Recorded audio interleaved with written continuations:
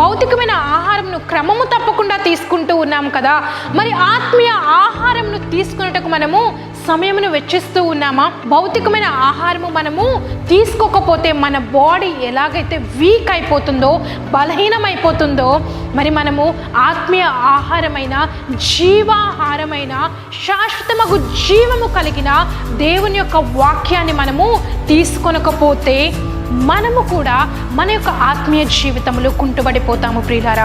ఈ యొక్క ఆత్మీయ ఆహారమే నిజముగా మనల్ని జీవింప చేయనదై ఉన్నది ప్రియులారా. ఈ యొక్క ఆత్మీయ ఆహారమే మరి దేవుడు మనల్ని ఈ భూమి మీద యొక్క పర్పస్ నిమిత్తం అయితే పంపించాడో ఆ యొక్క పర్పస్ ని ఫుల్ఫిల్ చేయనదై ఉన్నది ప్రియులారా. మనము దేవుని చిత్తాన్ని చేయాలి అనుకుంటూ, దేవుని ప్రణాళికలనే చేయాలనుకుంటూ, దేవుణ్ణి సంతృప్తి పరచాలి అనుకుంటూ, మరి ఆ యొక్క స్పిరిచువల్ ఫుడ్ని, ఆత్మీయ ఆహారాన్ని తీసుకొనకపోతే మనము కుంటుబడిన స్థితిలోనే ఉంటాము. దేవుడు సెలవిస్తూ ఉన్నాడు, మనము భౌతికమైన ఆహారంను తీసుకున్నట కంటే ఎక్కువదైన ప్రాధాన్యత ఆత్మీయ ఆహారంను తీసుకున్నటలో మనము సమయమును వెచ్చించాలి అని, ఆతృత పడాలి అని దేవుడు ఆశపడుతూ ఉన్నాడు ప్రియులారా.